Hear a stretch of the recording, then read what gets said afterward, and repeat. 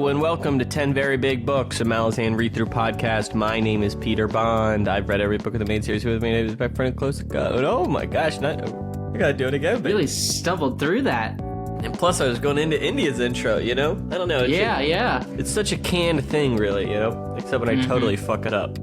Hello, and welcome to 10 Very Big Books, a Malazan Readthrough podcast. My name is Peter Bond, and with me today is, Joshua Baker. Yeah. It's me, the man, period. It's like 6 a.m. I do not have the energy to come up with a fun nickname for Joshua. We're gonna go with his full name, so that's what we did. So, we're doing another Epigraphs episode. Exploring Epigraphs, I believe, is what we had settled on. Yes. And that means today, our Gardens of the Moon one is out and about, but today is, today we're letting our hair down and going to 7 cities for the first time. That's right, we cracked open Deadhouse gates. We're gonna take a peek inside these tattered pages and see what's going on. And if you stay after the music, stay after the credits, what's that? There's gonna be a little, we're gonna drink coffee, shoot a little shit, and talk about Adam Sandler's recent Halloween comedy. Smash hit's the word you're looking for. Hubie Halloween. But the Deadhouse Gates Epigraphs is, that's what we're here for. That's what's on the title card, and then what's that is like, we're sneaking it in. We're sneaking it under the plate, For the record, I'm here for Hubie Halloween. And no other reason. And the epigraphs are a bonus. Yes. All right. So, shall we get into it? Let me just ask. We doing broad strokes first? Yeah, some specifics? Let me just ask you a broad impression up top. So I reread all these epigraphs, searched through them maybe about 2 or 3 days ago. What did you take away from it when you did it? The main thought I had while reading this actually was about I was pondering what effect the large gap between books had, how that had impacted Steve when he was writing this. Because I gotta tell you, I personally think these epigraphs are far different from the ones we read through in Gardens of the Moon. I thought they were really different too. It's so interesting you say that. Yeah, I keep going. Yeah, so it really felt like in Gardens of the Moon, those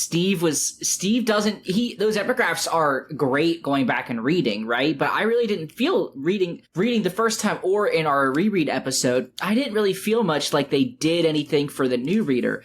Versus Deadhouse Gates, there is a lot of times that it's just like, all right, now you're going to need to know this, or you already should have known it, and now I'm filling it. Like, there was so much more expository style ones. I thought the same exact thing, Josh. And the thing is, the Gardens of the Moon epigraphs episode is not that long ago. I mean, we literally just did it. But I, too, and I almost was like, I gotta go back, because they can't be that much of a break between these two. But maybe it is the distance between writing 1 and 2 that you're talking about. I think it could be distance. I also think it could be that Steve just jumps to a whole new continent, and we need to know so much more about Malazan politics, things like that. So maybe he was just like, you know what, you need this here. I agree. My first impression actually was that the Gardens of the Moon ones were much more like the later part of the series.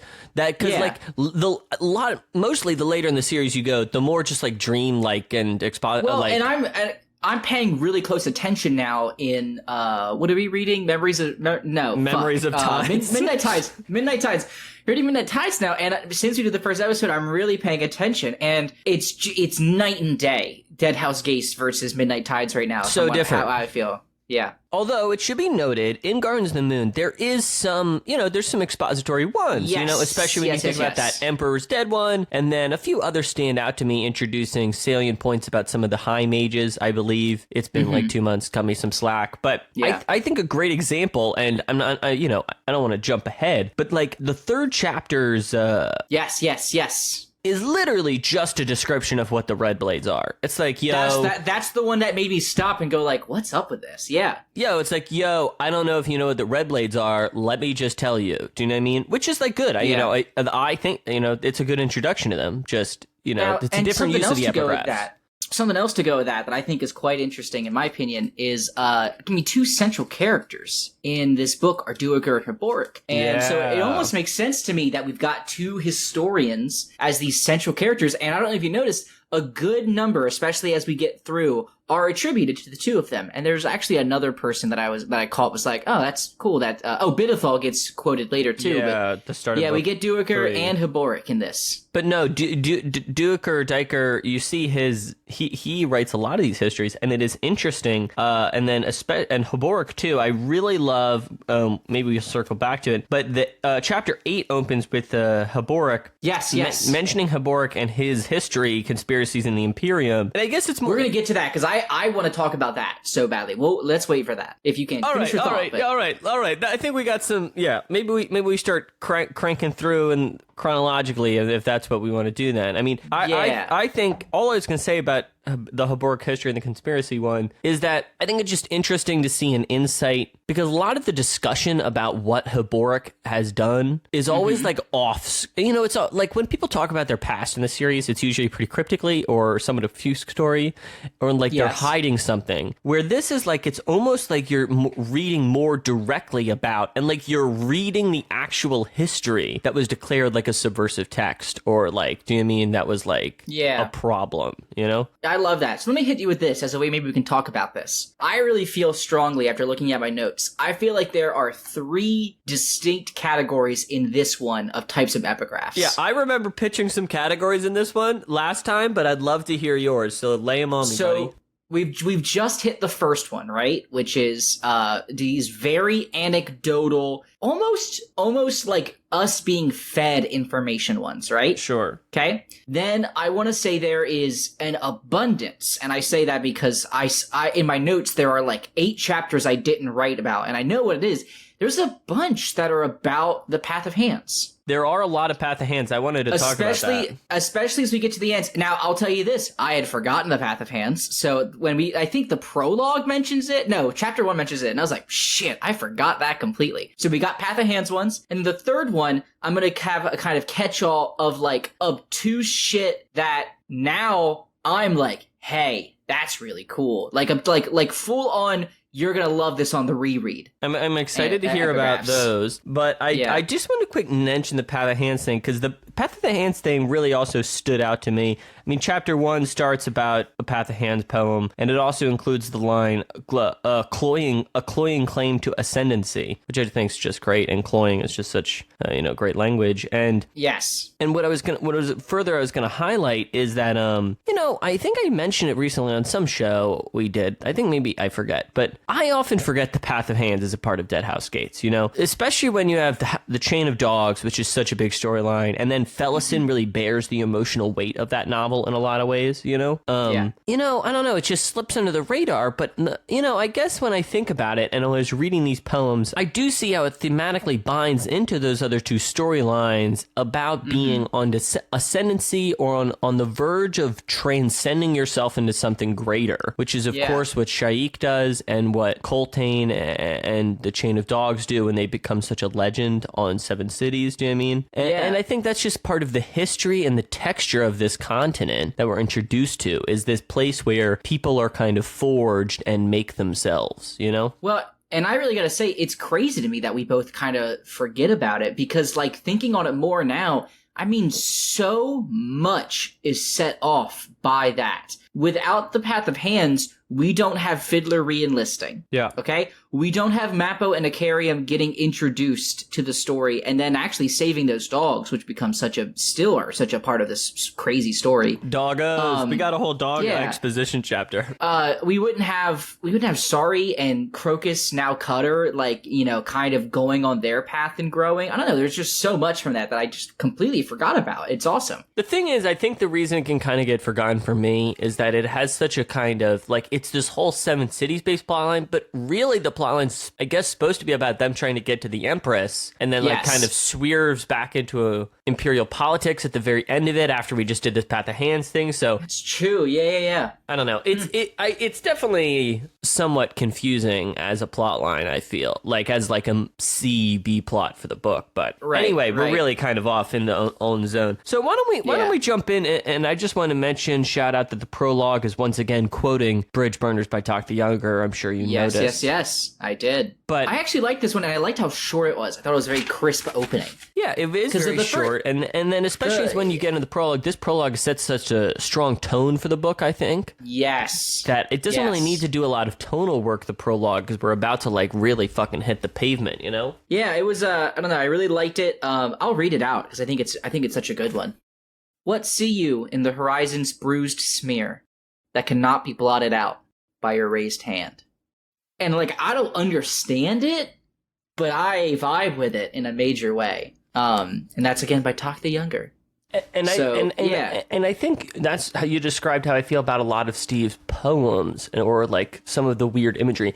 I don't know really if I get it, but I'm vibing, and I don't know if I need to get it. Like, I'm just good to like chill and sit in the mystery, you know? Yeah. Oh man, I actually wrote down, because like we said earlier, it feels like so much of this one is taken up with anecdotes that I actually really relished the few epigraphs that were pure poetry. Same. And it's a jump ahead, but at chapter 17 is one of the only other ones that is just like crazy.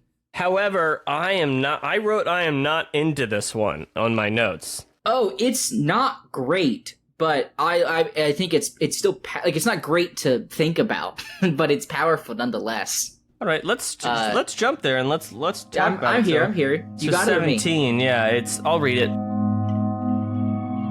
One who has many, on the blood trail, came hunting his own voice. Savage murder, sprites buzzing in the sun, came hunting his own voice. But Hood's music is all. He heard the siren song called silence.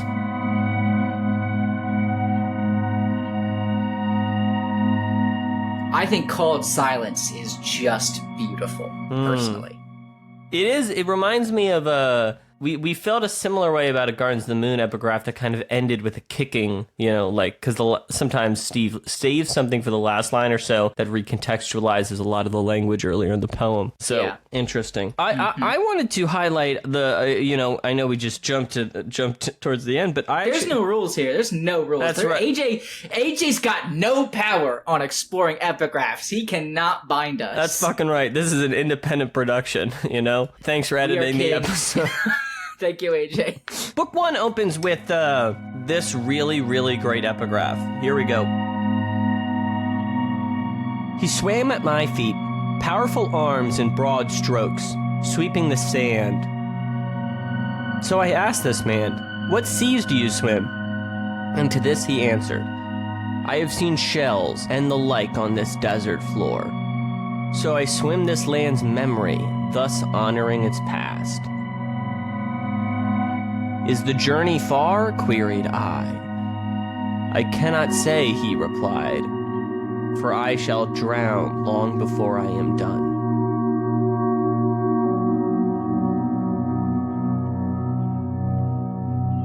And I really love this one. It's the opening of book 1 here, and I think it's because, especially since we just read House of Chains, like, I just feel like we have this I still have some of the Seven Cities dust on me, you know? Yeah. And like, I think this poem is like such a great introduction to the Seven Cities setting, which is so different than Genabacchus or Lether, where we are now, right? And they talk about, obviously Steve's invoking the sea, which comes up near the end of House of Chains, but also when you're speaking about memories and the past, I think of this line, "So I swim this land's memory, thus honoring its past," you know? I kind of feel like that one sentence kind of summarizes what Seven Cities is all about. Do you know what I mean? Yeah. This kind of, this intersection of the past and the present, and how you're kind of trapped in them. Do you know what I mean? I feel like when I think about Seven Cities, it has to do with kind of the weight of history being borne by these people. No, I'm with you. I actually was just thinking, how excited I am to kind of eventually reread Deadhouse Gates, because I have such an appreciation now for the people of Seven Cities, for the land of Raraku. Like, I know so much more about it, and I understand some of its intricacies. It's such a cool... such a cool place. And like you said, it's so beyond different than, I'll use Genebacus as an example. Because even though Genebacus has civilizations, right? They are so many and they're so disparate that I just feel like they don't have that shared history like Seven Cities does, you know? And that's such a cool thing. It's a real contrast, and especially since in Genebacus we spend so much time in Darujistan as opposed to Seven Cities, which does really kind of span much larger parts of the continent. Mm-hmm. Yeah. I want to talk real quick about, because we're just going to kind of, I think, blast through some chapters. I want to talk about Chapter 5, because I got to tell you, I didn't give a shit about Chapter 5 when I read this book, but that's because I didn't know that there was a Bakkarol that we were traveling with who, if memory serves... Moby? He's a soul... Moby? Was he a soul taken? I know he's now the guardian of an Azath house. Yeah. And I feel like the reason why is that he was a soul taken I don't believe he is a soul taken, not from my memory. There was something about him that was weird at the end. He was like going to go through a change or something, and they sent him to the Azath house or something. I think he's like a bad bitch, is what you said. I believe it is known that Moby's a bad bitch. You don't take no shit. But I was just like... I know, I love it, but I also love, this is the kind of shit I love. If ever there is book to come out that is just like a collection of articles from fantasy magazines or journals. Oh, I love that would be, because it plugs a book by Baruch. But yeah, you should, if for further reading, check out Baruch's 321st Treatise. And I'm like, that's incredible. Yes, I do actually want to read Baruch's entire article on Bakkarol anatomy. I really like that. I really like because it just makes the world feel bigger, and I don't know. It fleshes it out so much. Yes. And I know you skipped there. I just wanted to jump even to the second chapter there, where this is, and mentions it says the tragedy of the Aaron High Command. It talks about. Yes. And I think it's the closest Steve gets to, I love Dune, and I hope we get to talk about it on the show one day. And in Dune, Frank Herbert really makes use of setting the epigraphs to like create a sense of dread and inform the readers about what has happened in the sense of what has already happened in the story. Do you mean? Right. Because the epigraphs are coming from the future. And obviously this epigraph is coming from the future too. Oh, right. I remember that. I remember reading the bit of Dune and saw that. Yeah. And in this, it says something. It says the Aaron High Command was rife with treachery, dissension, and rivalry and malice. Which we don't even know the full extent of when we read that sentence. Yeah, we just know they're incompetent. The assertion that the Aaron High Command was ignorant of the undercurrents in the countryside is at best naive and at worst cynical in the extreme.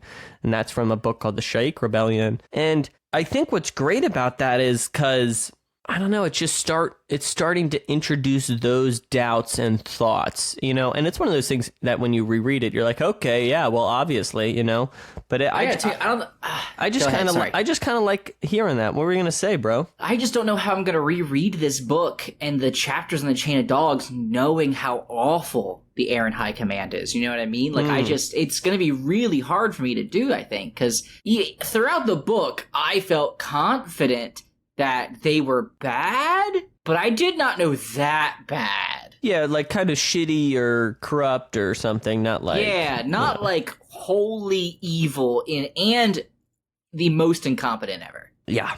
So, the start of book 2 is another tone-setting one.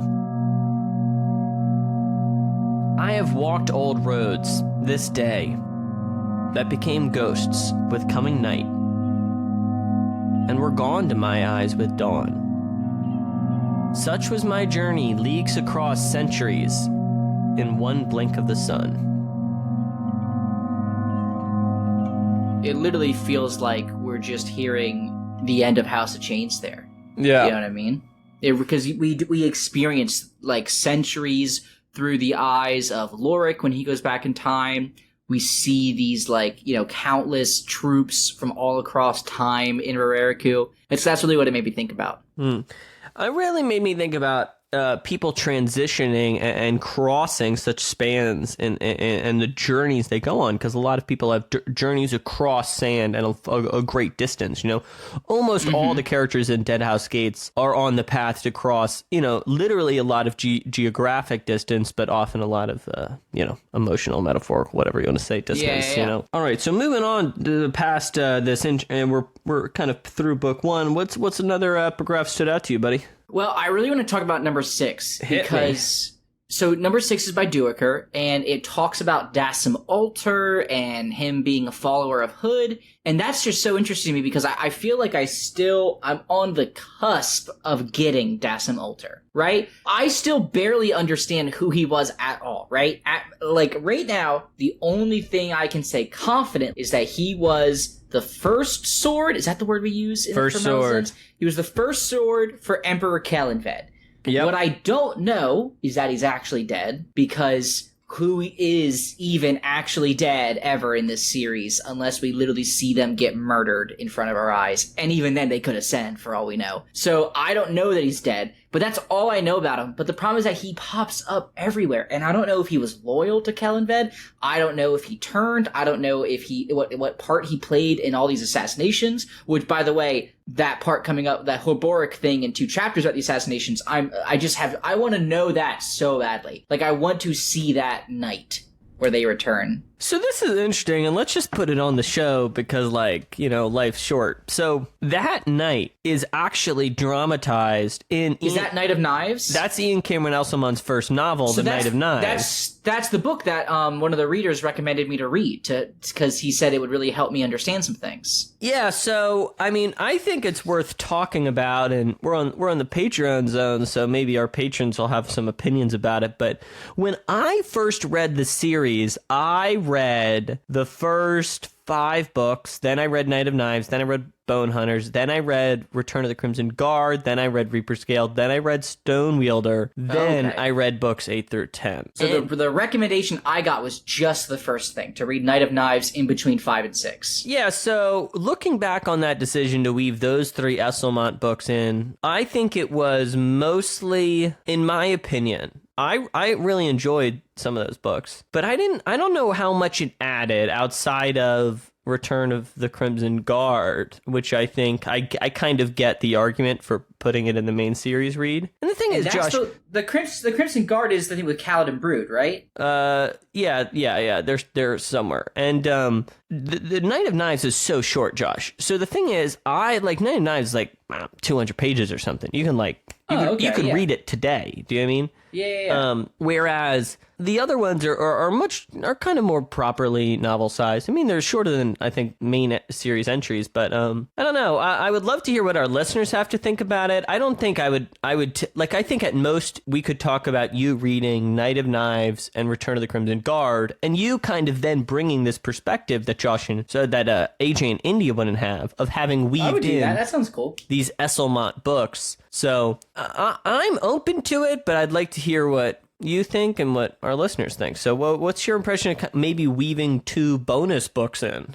I could do it if they're not as... I've heard that the prose is more approachable in many ways than Erickson can be. Oh, yeah, dude. And it's interesting. We're launching kind of an Esselmont read-through near the end of this year. I don't know if you know, I told you that, but... No, I don't know anything. I just show up. Well, Iskar Jarek, who we do the spoiler cast with, we're going to read through the 6 Esselmont novels of the Malazan Empire throughout. Very cool. Yeah, we're going to do it about every 2-3 months, so... Yeah.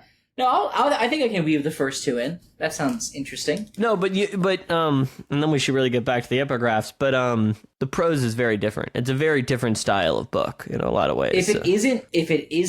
If it doesn't require me to read as closely as Erickson does, I can knock him out. Okay, Peter's nodding. Okay, so yeah, I can knock that. Well, I don't know. I'm gonna have to talk. I'm gonna have plenty of time to talk about Elsamont, but I agree. I think those books are a little more approachable, and I think they're pretty. Yeah. I think they're fun. I love those books. So. Cool. Anyway, I guess back to Deadhouse Gates epigraphs, ostensibly what we're discussing today. Mm-hmm. Yeah, this is where it slows down for me in terms of what I wrote for notes. Towards the end, a lot of the stuff just kind of was there, it really felt like to me. Death shall be my bridge, Toblakai saying. Yeah, I loved that, I will say.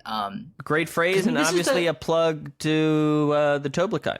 Who, again, I couldn't keep the two of them straight in my read-through. I could not remember who was Toblakai and who was Leomin the whole time, basically. And so this didn't mean anything to me. I didn't understand it at all, but now I'm really into it. I think what's interesting about a quick reread note, now that I can talk to you more about it. At the end of Deadhouse, in my mind, Felison's story ends when she ascends to Shaik, and she's like, oh, I'm Shaik now, Oh, yeah, she's in House of Chains. It is hard for me to call her Felison because, with the exception of when she is in the tent with Haboric, she's Shaik. Definitely. Full blown. But my point is, at the end of book 3, I think she arrives and, she meets Toblakai and Leomin with with the Book of Drajna. And often I think about that point as the end of her story, but she has a whole part of that story. And at the end of Deadhouse Gates, she meets Laoric Bidethal, and she meets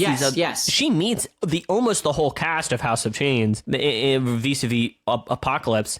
And I don't know, I always forget it because I feel like that is just when I think about the ending of Deadhouse Gates. I don't think about the 30 new characters I met and didn't mean anything. Well, yeah, it's because they're there because they have to be in order for you to accept that book 4 is happening, So yeah. But yeah, it doesn't. There's no impact on book 3 really with that. And linking to that, at the start of book 3, you have a note from Bidethal. Yes, when the sands danced blind, she emerged from the face of a raging goddess, Shaik by Bidethal. And it's pretty good. No, I think it's a strong mood setting poem, as usually the book poems are, and it's interesting to see him there. I will say a continuing critique of mine: when do they have time to put down these poems and ostensibly publish them? Because something tells me that after his death in the 4th book, there really didn't seem much time for anyone to go through his belongings and find his,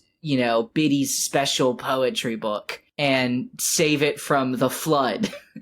So that's always my thought when I read these is how do we get to know he said this? Yeah, and where are the thing is, maybe it was collected from before it. Do you mean? Because obviously Bidethal would have been there for a while, but yes. The only thing is, at most, how long was this rebellion going with old Shaik before Felison becomes new Shaik Reborn or whatever? Right, do you mean? So that's one of those things that I don't know. Doesn't matter to me. We'll never know. Sounds good, Steve. Start at chapter 11, you have, if you seek the crumbled bones of the Talani Mass, gather into one hand the sands of Readthrough. What a bold play, because that doesn't pay off until you reread the book. This whole, because that doesn't get talked about. There's no Talani Mass in this book, as far as I can remember. We don't see Tool, and he's the only one we've met so far by name. So we get told that, and it's why do I give a shit until the end of book 4 when it's oh fuck, Shaik was a Talani Mass. Oh, they came through. Oh, the whole continent has so much Talani Mass shit. And my goodness. And there's some more Talani Mass shit there that I feel like, although you've read briefly about it, I don't think you've we haven't talked about it that much. And I agree. Sure. And I think just when I think about it, it's further underlining this history as land and setting idea. And here's chapter 12's opening. Ages unveiled the holy desert. Readthrough was once an ochre sea. Ochre, shout out. She stood in the wind great word. On the pride of a spire and saw ancient fleets, ships of bones, sails of bleached hair, charging the crest to where the waters slipped beneath the sands of the deserts to come. And it's just, it's highlighting that sea again. And I know you were really joking a lot about how many times do I need to hear that Readthrough was a sea once. Yeah. But I don't know, it just plays into that. Now I know theme, it was pretty important. Yeah, it's great. I like it. Book 4, jumping in, starts off with a Bone Hunter's marching song about the bridge burners. I believe you read this poem on the podcast, Josh. Probably, but I didn't know who the fuck the Bone Hunters were at the time. Go. No, sorry, but it was at the Chain of Dogs. And he's setting this up 4 books in advance because we have to get through Midnight Tides, House of Chains has to happen, and at the end, I only know they're bone hunters because you told me they're the bone hunters. You know what I mean? For the record, I think Steve told you they're the bone hunters. Yeah, Steve told us in the interview that they're the bone hunters. And so now we got fucking Midnight Tides. It's not until whatever the next book is, I think it's actually called the Bone Hunters, right? Yes, book 6 is, yeah. Yeah, that's 4 books early he is setting it up, which is absolutely brilliant. And setting that connection of their following in Coltane's footsteps. Dude, there's some called shots so late in the series. There's some payoffs to things he set up so long ago that are like mind-shatteringly aggravating. Do you know what I mean? I can't wait. I cannot wait. Just aggravating that, like, I feel like, how dare you be playing me for this long? Do you know what I mean? Oh, yeah. Anyway, chapter 15 I really like. I love the line, "A god walking mortal earth trails blood," you know? Yeah, is this about Fenner, do you think? I don't know. What do you think, bro? I thought it was hinting at Fenner because we haven't really talked about any other gods falling in any way. I mean, we now know at the end of book 4 through some discussions on the podcast that pretty much every god has a mortal form, or at least a physical form, I should say. Versus now Fenner is wholly an immortal one. So I was wondering if that was a hint at him. By Fenrir's hoof. Okay. I think I'm just going to start cursing like that from now on, you know? I love it. I'll start throwing in some Star Wars ones. Carf! Yeah. Or is it Criff? What is it? I think it's Carf. Literally, I believe we had this identical conversation on the show once. We probably did. And then I brought up, anyway, Battlestar Galactica is what I was going to say. Have you ever seen Battlestar Galactica, Josh? So the only experience I have about Battlestar Galactica is I had a friend growing up through middle and high school who... Was their name Peter? Was their name Peter? No, his name was Lucas, same name as my brother, which was always weird. And it was either his sister or someone in the family was just always watching. I felt like every time I was over, Battlestar Galactica was on. And I was always like, what is this wild sci-fi show? Because the rest of the time I see you, you're very boring. But for whatever reason, you are hot on this show. And that's my only experience. And I came in during like a really intense episode where they were, because that's the show where people can be the thingies and they can like basically pretend to be somebody. What are they called? You know what they're called? I can't think right now. Whatever it is, someone in the comments tell us. And it was in one of the episodes where they're trying to decide if one of the people is that. And I think they like killed someone and they ended up not being a clone. And I was just like, well, this is heavy. I'm going to go play games again. Josh, in my experience, most Battlestar Galactica fans are hot. And that is just a fact. And to answer your actual question, they're not clones. They're called Cylons, Josh. That's what they're called. I wanted to say Saipons, and I knew that wasn't right. It's like you haven't even watched the show, you know? I literally haven't. I've seen parts of some episodes, and they were very heavy, and I was like 13. That's like a perfect age to love Battlestar Galactica. Anyway, back to this very focused podcast we're doing. It's tough, though. I was just too busy lifting weights and kissing girls, you know, Yeah. Peter. I didn't really have time for Battlestar Galactica. So, at the start of chapter 21, you have a quote from Kellen Ved, "Every throne is an arrow butt." I just wrote yes. That's all I wrote about it. Yes. I liked it so much. And what especially I kind of like about it is, since we're reading Midnight Tides now, I don't know how, if you, I'm... You know, there's all this empty throne shit. There's a lot of. I don't understand it at all. There's a lot of throne energy going on in Midnight Tide, so I was just shouting this one out. You know? Yeah, I don't know anything about it yet.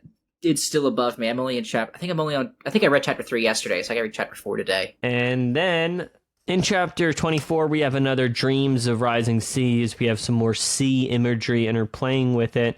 And the final one I wanted to mention, I don't know if you had any other ones you wanted to plug, JB. Not particularly. Is there an epigraph in this one, or an epilogue in this one? There is an epilogue. There is. I missed it. I didn't see it yesterday. Well, let me read it to you because I really like it. Hood sprites are revealed, the disordered host, whisperings of deaths and wing flap chorus. Dour music has its own beauty, for the song of ruin is most fertile. And I kind of like that one because I think Steve's kind of being like, "Yo, this was a sad song, boys. I don't know that, but it's good. It's most fertile. You know, there's a lot to harvest from this here sad song. Yeah, well, it's a Wiccan dirge, so it literally is a sad song. Yeah. So, I like when it's kind of addressing the audience directly. Yeah. I think in some ways the epigraphs in this one are a little more, as we said, anecdotal. But I think the ones that hit in this one, they really hit. Yeah, I actually think some of them hit a little less for me, and I think that's because, as I mentioned, I kind of prefer some of the more cryptic poems, and there's just a little less of these. Most of the poems are shorter, too, this time. Mm-hmm. There's very few, half-pagers. Yeah, so it's very interesting, and I'm really looking forward to, now that I think we've established we're doing this, we're riding all the way with these epigraphs, baby. I'm looking forward to... I don't know, having these little, ladies' lunches and talking about what's going on with these epigraphs, Do you know what I'm looking forward to is starting in book 3, chapters always start on their own page. And that's going to be a game changer for trying to go back and find these fucking epigraphs. Yeah, because I think in those editions you have, sometimes they start on the back page. Books 1 and 2, for some reason, books 1 and 2, wherever the chapter ends, the next one begins. There's no rhyme or reason to it. So that's going to conclude this edition of Exploring Epigraphs. If you have any thoughts about these epigraphs, and I would actually honestly really like to hear people's thoughts. Honestly, some of the discussion around the reading order people use, it can be quite, I don't know, lots of people have lots of opinions. And although I do think generally the advice of just read the main 10 straight through is the best advice, but I don't know, we'll talk about what to do with Josh, we'll talk to AJ, we'll talk to Josh, and let us know what you think, and I don't know, tweet at us, email us, talk, you know how to get in contact with us, and of course, thank you for supporting our show, and helping us to make more, invest in it. It really means a lot to us. So, and now moving on from epigraphs, we're gonna move on to talking about a movie which features some epitaphs, some very important ones to the story of it. And that is, of course, Hubie Halloween, the new hit from Adam Sandler. I thought you were going to say included some epic laughs, which I thought... Oh, that would have been good, too. No. Oh, that would have been really good. Unfortunately, they didn't contain any of... No, they did. I laughed out loud from my tummy a couple times. I laughed several times, and that's no shame. All right, put on the music, AJ, and spin us in. Whoosh-choo, pow! Hello everybody, producer AJ here, just popping in quickly in the middle of this episode to let you know that you actually won't be hearing Pete and Josh discuss Hubie Halloween, unfortunately. This episode is a combination of 2 of our Patreon bonuses, so if you'd like to hear the full versions of these episodes, you can head on over to our Patreon and become a patron. And just to be clear, this episode right here does contain all of the epigraph content, but none of the epic laugh content. So you're getting all the Malazan conversation in this episode, just not the hour or so about mediocre movies. Thank you to everybody who contributed to the show. As always, you can find their links in the show notes. But for now, we're going to move on to the Memories of Ice epigraphs. Enjoy.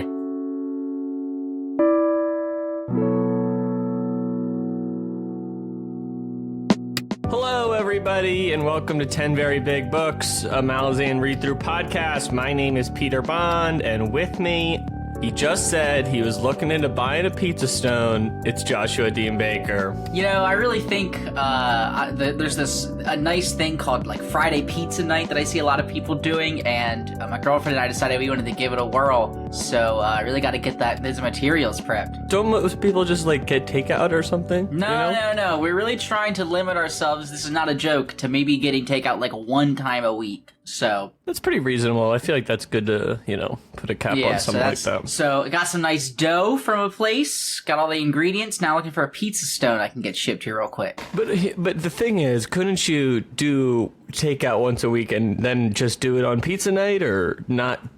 Well, so I cook every meal. Because HR is really bad at cooking, so I cook every single meal, and so I need at least one night a week that Josh don't got to think about nothing. And in terms of cooking. And so pizza is so easy to cook that I can include that in my week of cooking. Cause that's just roll out dough, sauce that bad boy up, top it, put it in. Sauce that bad boy up. All right. 25 minutes.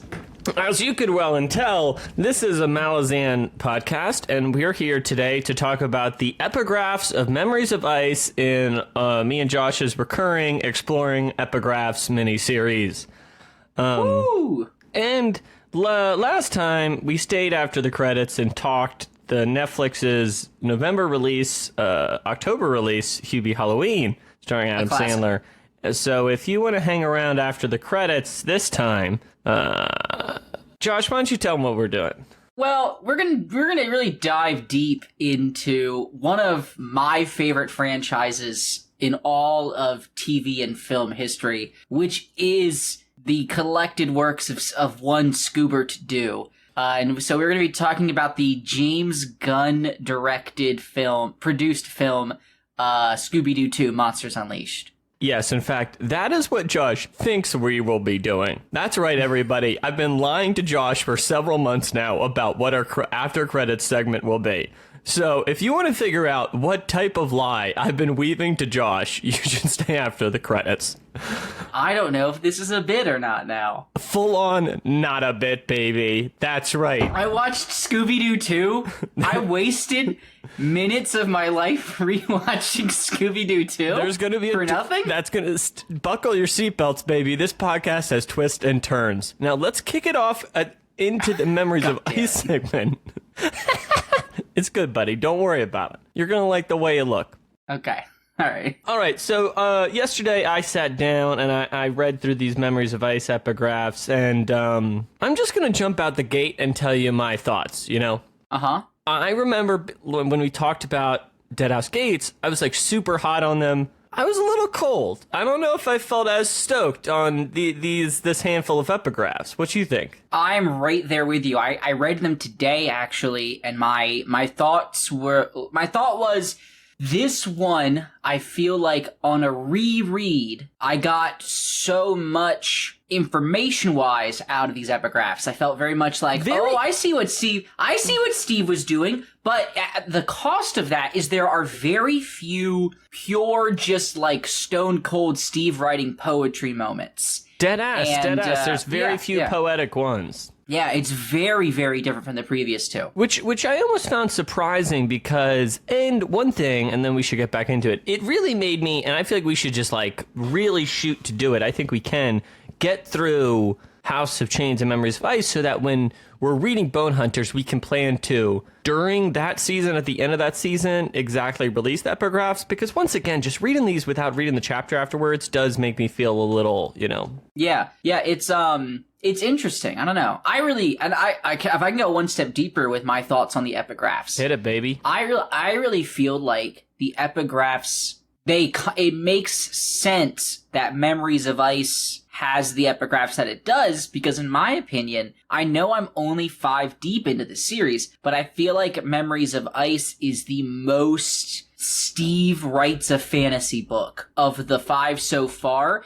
And I feel like, he follows the rules of fantasy books so much in Memories of Ice and makes a phenomenal fucking book in the process. And I feel like the epigraphs really kind of mirror that. Like, it's much more like the tactics, the infrastructure of the Empire, some slight exposition here and there. And I really feel like it was much more like in the lanes as compared to the previous 2 books, and this book is the same way in many ways, in my opinion. No, I definitely agree with your take, and it's something that stood out to me when I reread Memories of Ice, especially since, in my mind, I don't know, House of Chains is a pretty weird book, but, we're still, kind of getting into now some of the weirder ends of what Steve wrote. Do you know what I mean? So, yeah. I definitely agree with your take. And to keep going with your point, not only is it about tactics, I also found so many of them, because I don't want to make it sound like this is a total anomaly. I mean, 1 and 2 definitely had their, expositional heavy epigraphs, here's just a bunch of info, we threw it at the front of the chapter. Do you know what I mean? And that's not bad. It's, in fact, sometimes I think it's pretty good, Yeah. But this time, a lot of it was pretty long. There were several more. I mean, there was probably, I don't know, almost half of them felt like they were big chunks of Expo. And a lot of them were about Dujak's host and like different factions comprising them and histories of that. And then one of them just, so I think several of them refer to the Paninian Wars. Yes. And are like, mentioning that, which almost reminded me that but I don't know if I really took that away at the time as a big impact. I don't know. I first read Memories of Ice so long ago. I read it on a beach weekend the first time. I'd like brought it down. So funny. I was reading it on the beach while some friends of mine were like, I don't know, drinking Bud Light limes. It was kind of a funny juxtaposition in retrospect. Yeah. Anyway, I fuck up a Bud Light lime right now. Those things are way better than you'd think they'd be. I only associate it with that weird beach weekend where I was crushing Memories of Ice. Anyway, all right. Well, let's pick some out. What's an epigraph that stood out to you, J-Bone? Well, speaking of what you're talking about with One Arm's Host and stuff, I do want to point out that the opening of book 1, that really was the moment for me that I was like, this is, the very first one I read, I was like, this is so different from Gardens and Deadhouse Gates. Both of them start off with really great, evocative, sort of ethereal, I'm going to tell you the story in advance, but you don't know yet kind of feeling stuff. This one straight up is like, hey, in case you forgot how book 1 ended, here you go. Which personally kind of was nice for me, kind of getting this. And I do remember when reading Memories of Ice, I remember feeling like, oh, this is really helpful for me. I now remember that, like, end of book 1, we were setting up the scene of Dujak's army rebelling. However, on the reread, it definitely feels to me much more like hinting at, like, there's a paragraph after this that exists in fiction that goes, but as we all know, this was all a lie, and, he was working for the Empire the whole time. And, like, reading it now, I can feel that unwritten paragraph right afterwards. Like, a lot of the way that it's phrased, I'm now like, they really were hinting that this was not a real rebelling by Dujak, and I did not at all pick that up my first time through. So it's very interesting you mentioned that first one. And because, the epigraph for book 1, it definitely gives the sum up, which I agree is kind of nice. And it's interesting that you mentioned it's that, like, Steve's doing some of the work for the reader, which is not always something Steve's doing. But then it ends with the and it all happened with this blown out bridge, because it's like getting us to the caravan. Yeah, the caravan and Gruntle and Stoney, and which is interesting you picked that up, because I didn't even think about how, like, that's just we just have a narrator here, basically. We're full on Princess Briding it, but so, like exactly right. That's what I was going to touch on, Josh. I actually feel like it's a little postmodern. God damn it. In that it's like he is kind of, and it's fun. We'll get to the book eventually. Anyway, we're kind of narrating the story in the most narraty way, especially since that type of device, when you're like, man, my whole life changed Tuesday morning because of a flat tire. It's like that type of thing. It's like a shtick in a way, But it reminds me of in chapter 20, there's kind of a love sonnet-esque thing, but it ends with addressing... Oh, yeah. Yeah, which the love sonnet did nothing for me, but it ends with addressing gentle readers, which I think is yet another time in which this book is addressing us directly, in a way that, I don't know, stuck out to me. So it rang that bell when you mentioned it again at how much this catch-up is such a narration. Although it's interesting, of course, though, because the epigraphs are kind of extracts from other in-world texts. So, of course, there can be an element of their narration being a little different than the book we're reading. Yeah. I do want to point out chapter 20. I know you said it didn't do much for you, but I really enjoyed that. That's great. On the reread, because for those who don't have the book right in front of them, it's a poem about the dog gods from this book that eventually are reunited. And I just really like the last line, but who then could have imagined such closure? And I was like, that's nice.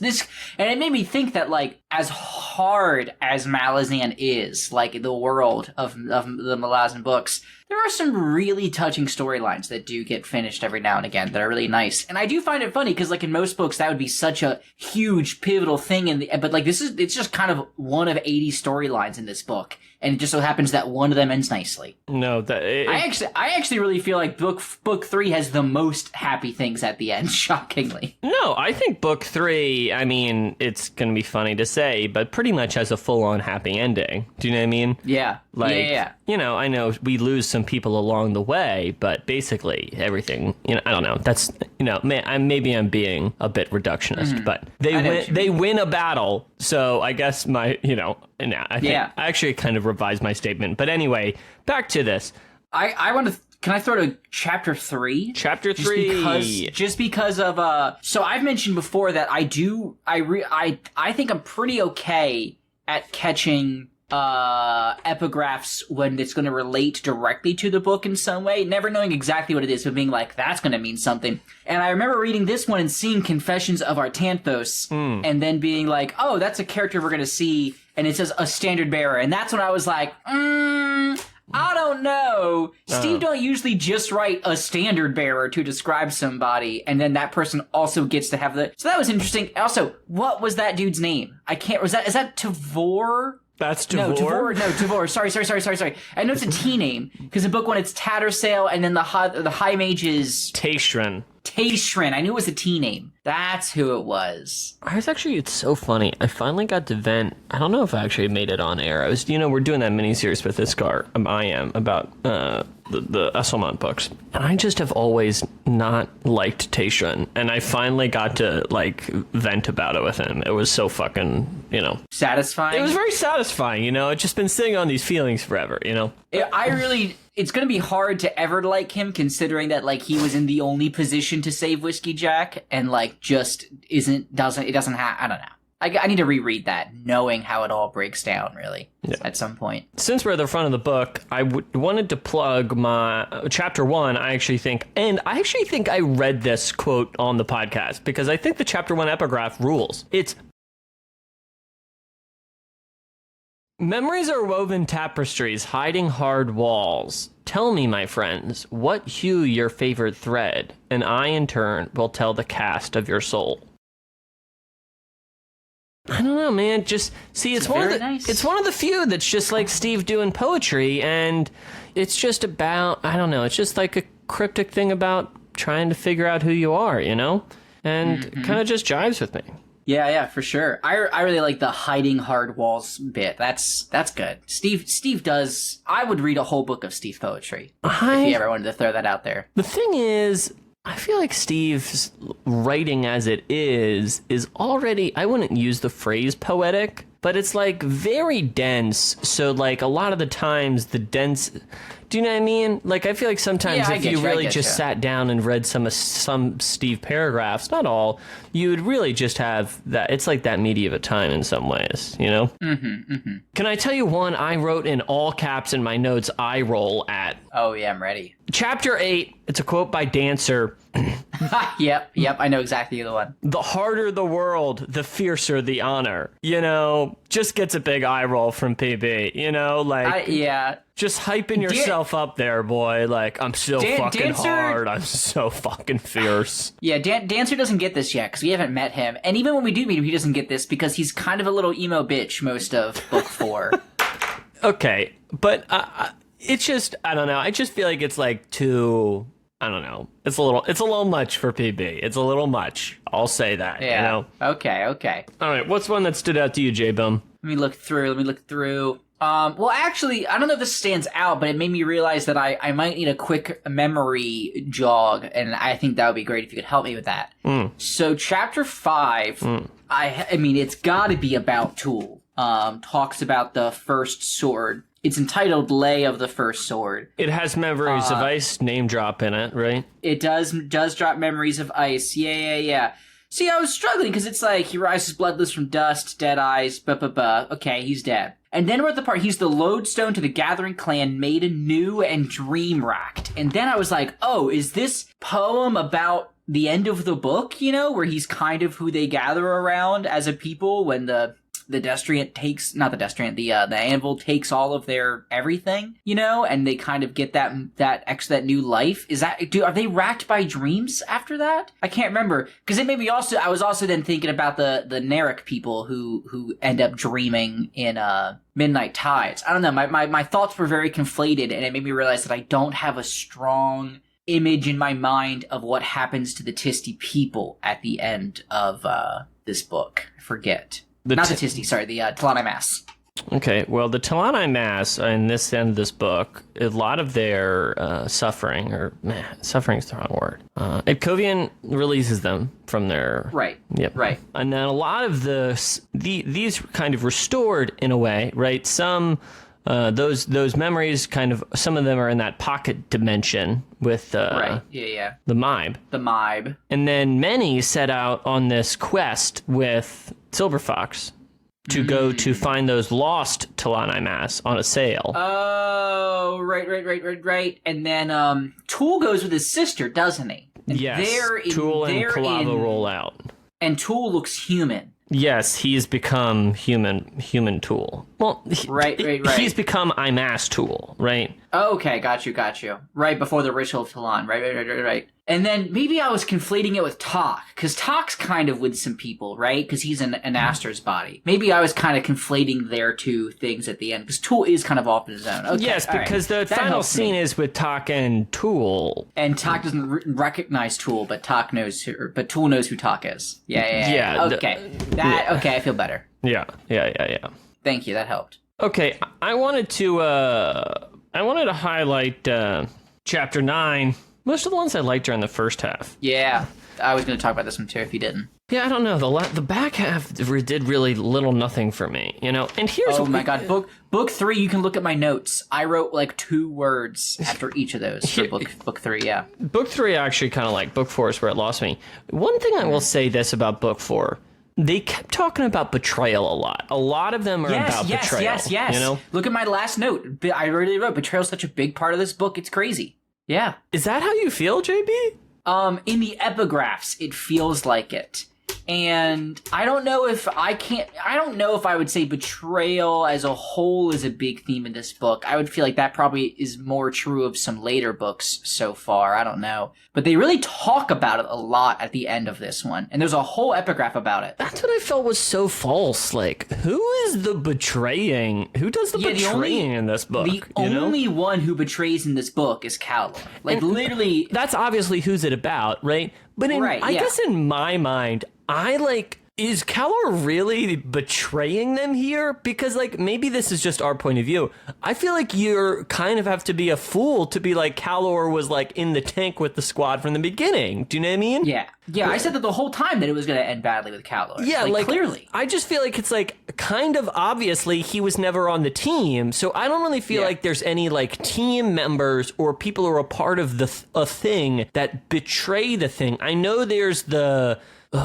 who's the priest in Capistan who betrays them or is kind of a shitbag? Someone so unimportant I could never remember their name. That's what I mean, but not to the biggest point. So it's obviously about Calor since it's in book 4, and I just don't feel like I would call him a betrayal. I know it is technically because he was allied with them. He was traveling with them. It's not like what we see from Troll and Fear and of Midnight Tides, where they walk away from their brother, specifically Fear. I feel like that book has so many more themes, even if it isn't everywhere, there are themes of betrayal throughout that book that I feel like make more sense than this one. You're right. There's only one act. Now, granted, it was a heart-wrenching act and killed me inside, but, it's only one. But here's the thing, though. I mean, when you talk about betrayal... Now that I really think about it, it is such a dramatic word, and especially in novels when people betray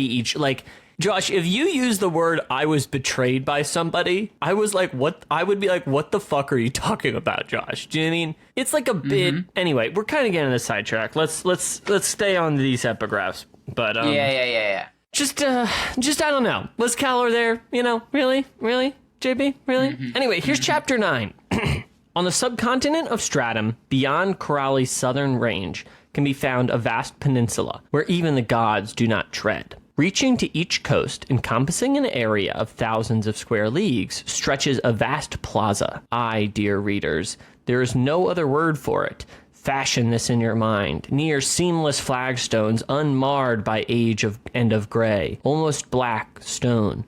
Rippled lines of dark dust, minuscule dunes heaped by the moaning winds. These are all that break the breathless monotony. Who laid such stones? Should we give credence to Gothos's hoary tome, his glorious folly? Should we attach a dread name to the makers of this plaza? If we must, then that name is the K'chain Shamal. Who then were the K'chain Shamal? An elder race, or so Gothos tells, extinct, even before the rises of the Jagut, the Talan Imas, the Forkrul Assail. Truth? Ah, if so, then these stones were laid down 500,000, perhaps more, years ago. In the opinion of this chronicler, what utter nonsense. My endless travels, Esli Monat, the dubious. Really good. And I love, once again, addressing the reader. And also, I just love that it's the fucking dubious, bro. Fucking amazing. Yes. Yeah. My whole thing when reading this was all I could think was, just when I think I've got a grip on things, then I gotta read some shit like this that makes me rethink everything I understand about the elder races. Because if you were like, yeah, can you sit down and really explain to me, like, some of their generalized history? That's when I'm like, nah. Like, at this point, I think I know what they look like. And I thought that was enough. But then I read this one and I was like, fuck, there's too much. There's too much about them still that I don't know. That I'm excited to eventually, assumedly know. Yeah, man, And also, reading Gothos's Folly. Have we seen or been there? Because that really fucking rang a bell this time through. I was like, that sounds familiar. So, little parting, little talk about the production. Before we started the show, I pitched that we called the show Our Folly for a while. You know? In that, like, it would be like our folly to be reading these books. This name sounds somewhat like Gothos's Folly. Glad we didn't go with it. Worse name, and also a really deep cut to the Gothos's Folly thing. Not super deep, but...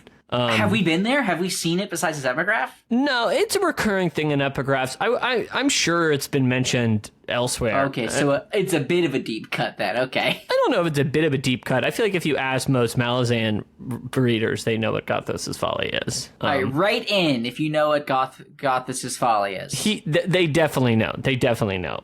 So we do go there. It's not a place. It's a tome. Oh, okay. So I was confused. Additionally, I was looking through old names we suggested for the show before we started it. And I got to tell you, I stand by Talan Podcast as the best name for the show. You know? That is pretty good. That's pretty good. It's pretty good. But before, you didn't know what the Talan Imas were. And plus, the thing, if you don't know what the books are, it's not a good name for the show, you know? No. Plus, like, if you were trying to get someone to spell it, everyone would be like, there's an apostrophe where. Exactly. Or you would, yeah. And then you'd be like, it's like the Talan Imas, like the Ritual of Talan, and then you know. It was definitely the right call to be 10 very big books, just 4 one-syllable words. Yeah. Monosyllabic words. Monosyllabic. All right, kick it, baby. Pick one for me. Oh, okay. I wanted to go with number 10. Staying very, About the Tisty. About the Tisty, right. And I read it and I was like, I feel like this must be one of our very first times being exposed to just the fucking shenanigans that are these 3 ancient races. And can I say, for a bunch of ancient people, they are just a gaggle of fuck-ups. Through and through. Okay. I just feel like with the exception of Animander Rake and Corlat, who are 2 top tier people in terms of constantly on it and has their shit together. With the exception of them, the Atistiologian are what's-his-face, the mage, who gets himself almost dead at the end of House of Chains. Lorik. Lorik. His dad, Osric, king of being a bad dad, the king of bad dads. The 2 of them, and then the fucking... The crew, led by that dude Gerard.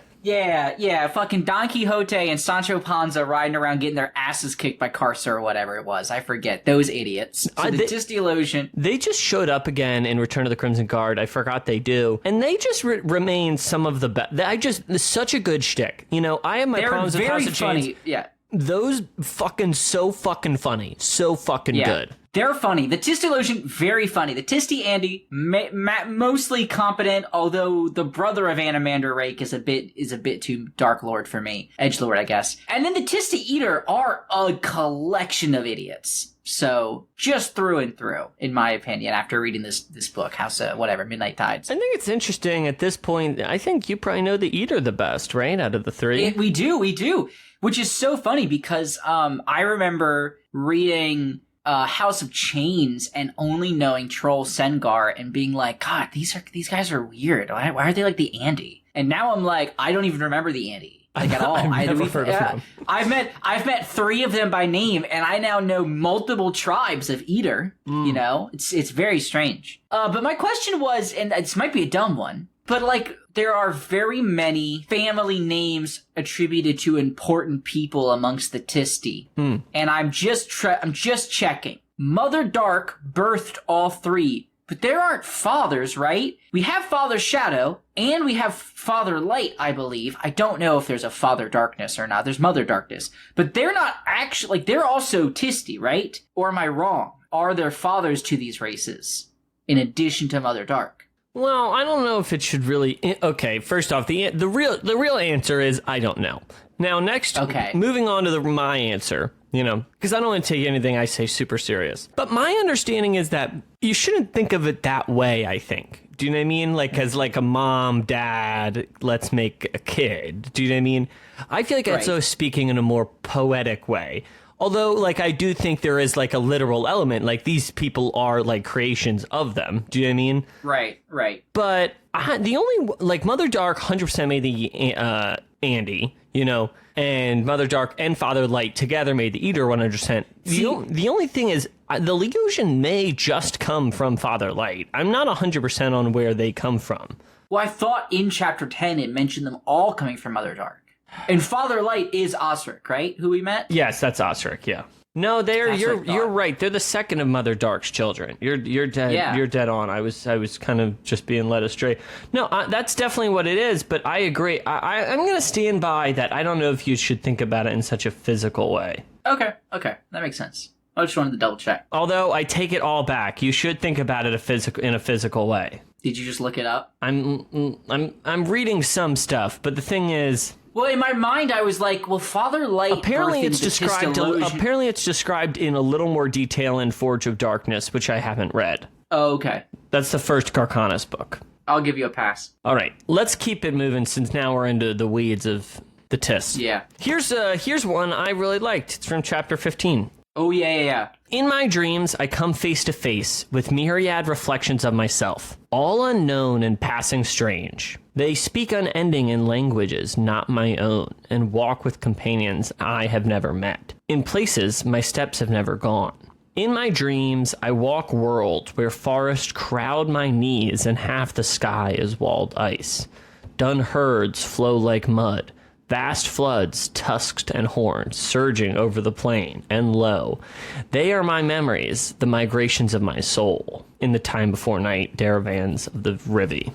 Really good, really top tier. That's that trippy Steve shit that we have been missing this book. Yeah, man, and not only is it getting into some, like, pastoral imagery in the second half, but I just love that first half about, like, reflections of yourself and kind of not knowing yourself or who you are. And obviously this poem most speaks to me about the Mai and her struggles in the book. Yeah, Silverfox too, though, probably. Yeah, that's true. It probably is tied both of them since there's kind of rhymes between both their stories. Now if you say it, I think if anything more Silverfox. She's the one who's so mired in that, like, identity crisis kind of manifested so literally. Yeah, so I don't know. That one really resonates with me, still does when I just read it. You know, I don't know if I can even add to it. I just think it's so strong on its own. I want to jump towards the very last chapter real quick. I wanted to circle back to... Actually, you know what? Before I do that, I gotta talk about 23. Okay. 23 is about the heroic Moranth. Whose name I can't remember. Right. Twist. And that, I really loved it. But here's my problem, is while reading it, there was a part of me that was like, is Steve just telling me I'm never going to learn more about the Moranth? Because I will be upset.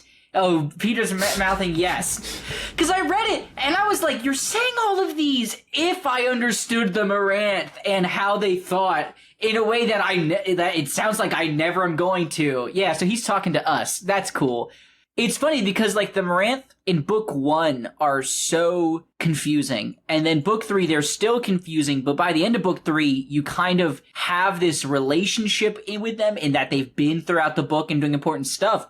But now we're 2 books away from Genabacchus, and I'm realizing that, like, they aren't, and they are from Genabacchus. They aren't from anywhere else. And I really didn't fully grasp that fact, I think, when reading book 3, because at that point we'd only seen 2 continents, and I still didn't understand that the Moranth were so new to the Empire's, like, arsenal of allies and stuff. But now being so far removed, I'm, like, really, like, God, I want to know so much more about this society. I really, and, like, anthropologically, I want to know more about them. You know, they're so interesting. But I read that, and I did have a gut feeling. I was like, I'm never gonna. They're gone. That's how I read it. I definitely read it as just like, well, this is it. This is, the Moranth. This is Twist, kind of just honoring them and their appearance in the story, Yeah. Not that, I don't know. I don't know. We'll see. Who knows? Yeah. Who knows? All right. Josh, let's maybe, do you have any others you want to pick out in particular? The last thing I want to say is the last epigraph is 25, and it's talking about the betrayal of Whiskey Jack, the painting by the dude with the talking frog, or is it a talking turtle? I think it's a frog. It's a frog. So that dude, and that made me actually wonder, has Steve ever is there any official artwork for Malazan outside of book covers? Are those even official? I don't think there's official artwork, but you should check out, have you seen the French book covers? I know some of the other country book covers are crazy. I haven't specifically looked at the French ones. Yeah, they're by this dude, I think his name's Marc Simonti or something like that. Don't quote me. But they're really fucking good. I think they're up to a lot of them. And then the limited press ones, they're really good. There's some really great... Ooh, I'm looking at Memories of Ice. Yeah. Oh, this is not, I don't think this is this French? Marc Simonetti? Yeah, that's the one I'm talking about. But listen. Wow, that's good. But my understanding is that there is not a definitive rendition of any of this. Right. That's interesting. I would, it made me realize I would love a Betrayal of Whiskey Jack, painting to be. I'm sure it's out there, and if someone knows of a good one, please let me know. I feel like, especially after the recurring painting that we just talked about in Midnight Tides, I'm really just trying to... It definitely is just like a meta thing about art, right? But... Yeah. Anyway, yeah, so let's close it up so we can get into my betrayal of Josh Baker. Fucking pissed still. We had to rent it. I thought you said she owned it on DVD. HR owns it, but she had brought a box of DVDs back to her mom's, and she didn't realize it was in there. Oh my god, so we had to tragic. Rent it. Yeah, I know, it's livid. Anyway. There's special features. I'm glad I didn't. I almost tried to find the special features online, but I was like, nah, we don't need to get that far. Listen, let's save it for the segment. So, my in closing, I mentioned I thought it was did less for me, and I think that's because I was so hot on the last one, it's fine. These are fine. But I found them to be mostly pragmatic, kind of informational ones, Which is one of those things that sometimes, Josh, if you ever revisit different parts of these books, there actually is a fair amount of information and exposition, but sometimes it's just hard to actually sift through and maybe not delivered, right. That way. Right. So I don't know. I don't know.